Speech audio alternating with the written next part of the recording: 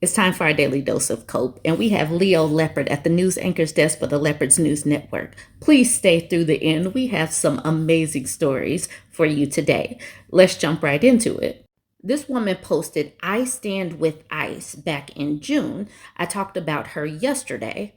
Here is Land Thatch, wife of Yo Thatch. And remember, Yo got snatched up by ICE. Once again, she says, "I stand with ICE." So that should mean that she stands with her husband being detained and put over there away from her family by ICE. Here's her Facebook post from July 19th. She says, "Hello, everyone. I know many of you have heard about my husband, Yo's situation with immigration and the insane battle we're in right now. I know that you are all on pins and needles to hear of any updates on him. Yesterday, I met with our attorney to get all of the paperwork and all of the information they need to present it to the DHS director in Dallas. This is the best option for his situation at the moment. I won't know more until they review it, everything. So now we wait. My husband did not come to this country illegally. He and his family came under asylum as a refugee from the Vietnam War in 1980. He's been here for 45 years. He's not a criminal. He doesn't break any laws. He is a son, a brother, an uncle, a father, and he is my home, my life. He's so much more to so many people here and everywhere he goes, to all he meets. I cannot express the overwhelming love and support all of you have shown to him, for him and for us. I can't possibly put it in the right words. Thank you all so much for the love, kindness, and good vibes, prayers, and everything each of you have contributed to help us." And the thing is, these other people that are getting swooped up because of a traffic incident or some weed back in the day, those people are all somebody's spouse, somebody's sibling, somebody's child, somebody's something. But MAGA supporters only think that their loved ones are important enough. So I really hope that Yo Thatch has to go back to Vietnam because he did not take the proper steps to get himself the citizenship that the rest of his family did. So he's here illegally. There are other asylum seekers here that Trump and his administration just pulled the TPS and all of that because those people were here seeking asylum as well. I cannot stand these types of people. They think that they're better some kind of way. And I hope that she has to spend copious amounts of money to get her husband out, or at least get her husband his day in court. I hope that it drains her. Trump said he was getting rid of FEMA.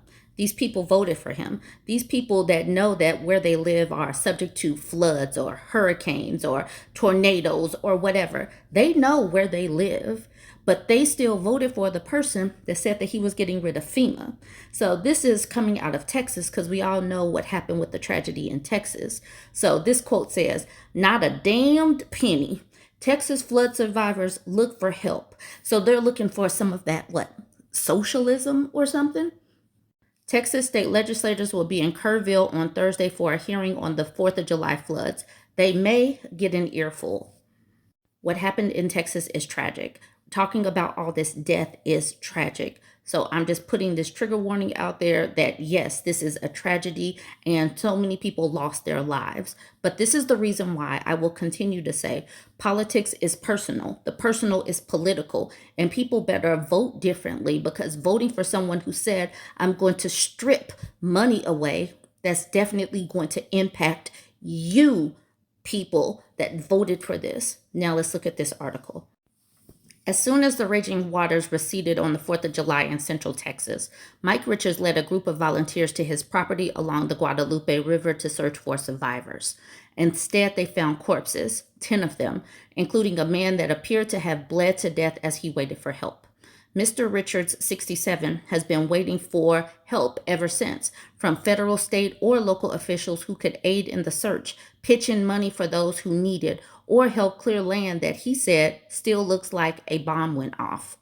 "Not a damned penny came through this gate from my tax-paying dollars," he said on Tuesday as he looked at the twisted trees and piles of debris that still litter his property and beyond, "and I don't understand why."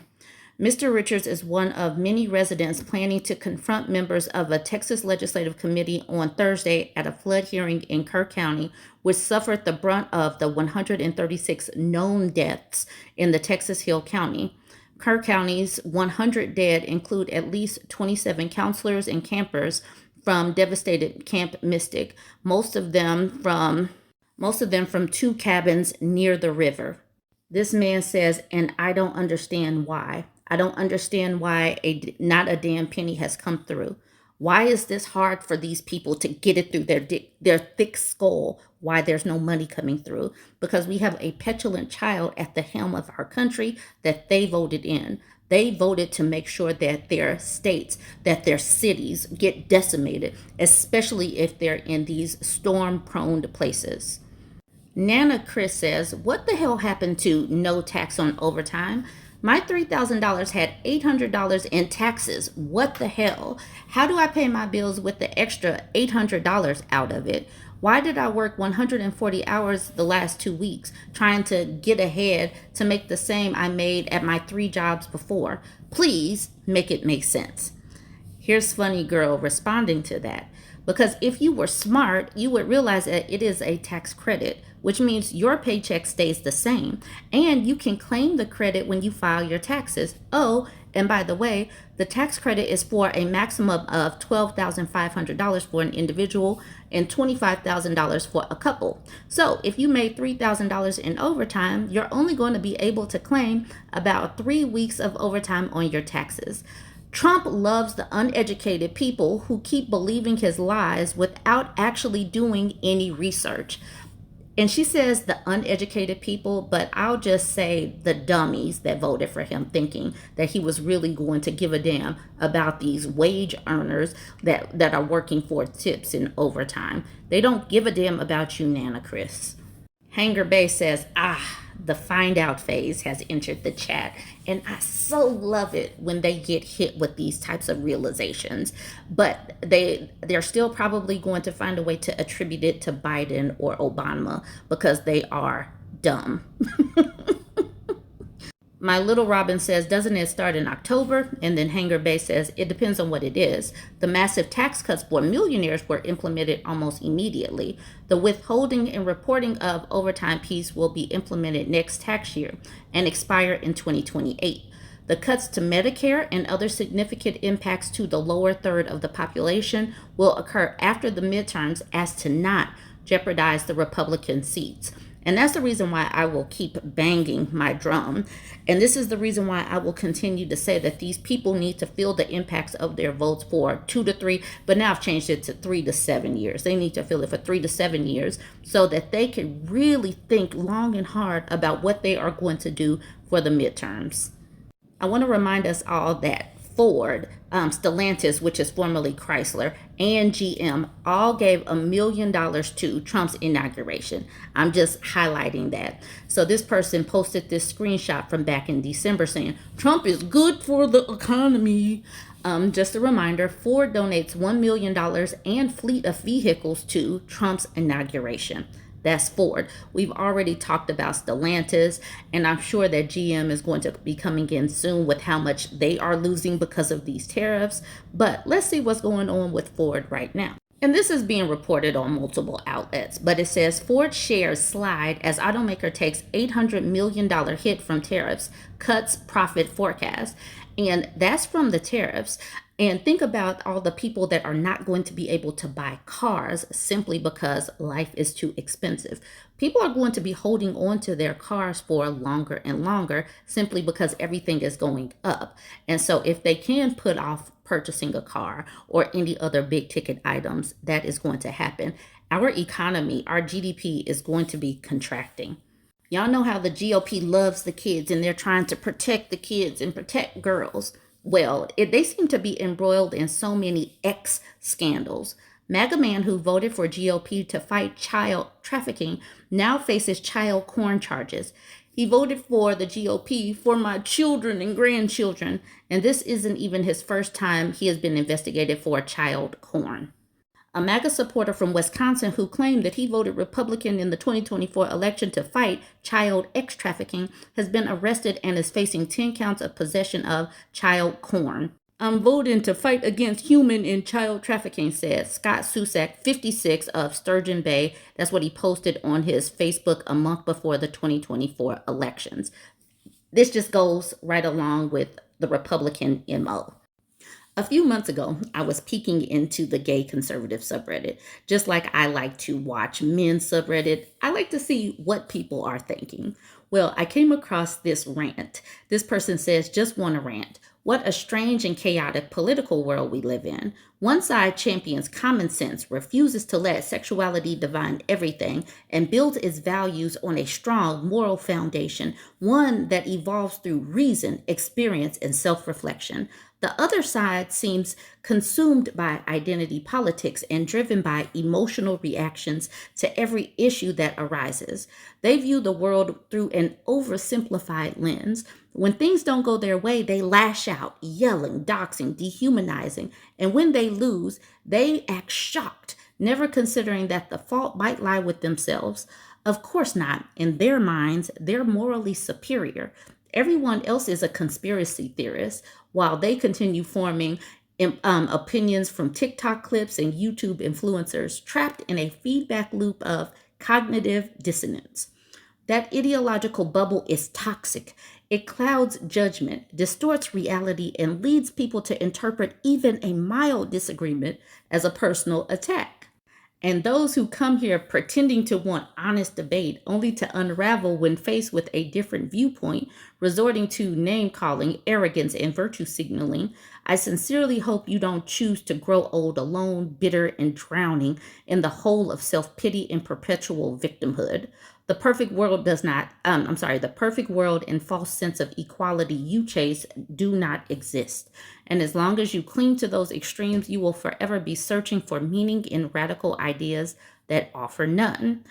To those on the left, one day you may look back and realize you were lied to, that on the issues that mattered most, you stood on the wrong side. And to every gay, bisexual, or right leaning person who refuses to revolve their life around who they're attracted to, I applaud you. You've shown it's possible to think independently, live with principle, and support a worldview built on reason, not identity. So I'll close this rant with this. If you think people should vote or form their beliefs based solely on their sexuality, and that not doing so somehow makes you a bad person, you can F right off. So that was his rant. I highlighted the part where he said they view the world through an oversimplified lens. When things don't go their way, they lash out, yelling, doxing, dehumanizing. When they lose, they act shocked, never considering the fault might lie with themselves. And I was like, this comment is rich considered people were unalived when MAGA stormed the Capitol because Trump lost. Folks were beaten and threatened after the fact. I just needed to remind everyone that no Dems unalived anyone at the Capitol because Kamala Harris lost. I also want to remind us all that Trump pardons criminals because he's also a criminal. And then the OP, he said the lowest tier of a human being. He said that to me. And I'm like, I am? He says, yes, when you make up that a bunch of people died on January 6th because of Trump supporters, or like the people think, compare this to 9/11, it's all the lowest tier of human behavior. And then I was like, now, I didn't say a bunch of folks died. You added a bunch of. People did die, and Trump supporters unalived them. You said that ideological bubble is toxic. It clouds judgment, distorts reality, and leads people to interpret even a mild disagreement as a personal attack. I said, you disagree with me, and you're resorting to insults. It doesn't seem that you have the capacity to handle even a mild disagreement. Now, while you're living in your ideological bubble, recognize you did to me precisely what you said the left does to y'all. I know I am being condescending and being an a-hole at this particular juncture.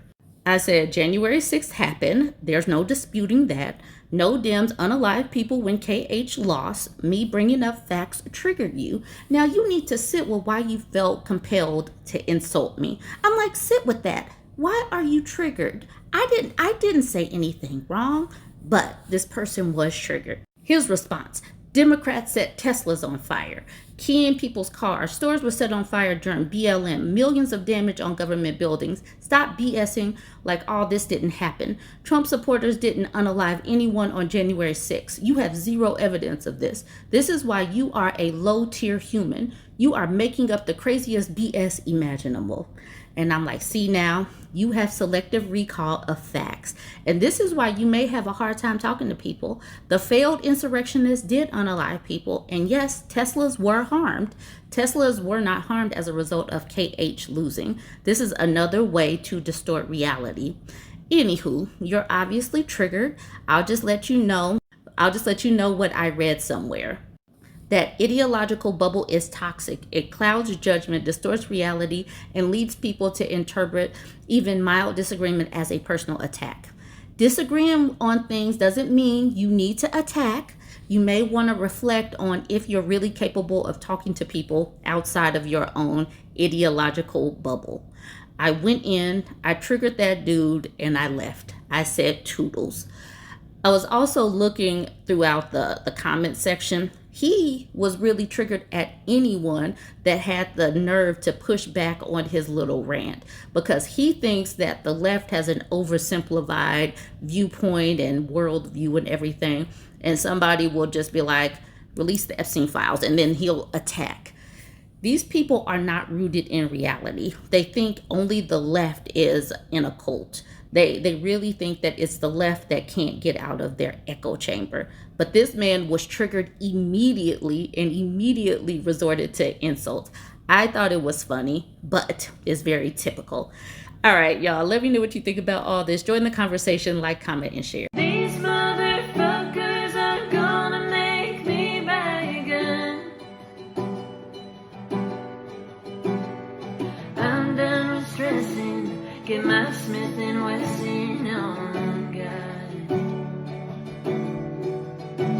They come for my rights 'cause they can't take my light, and they hate me for shining so bright.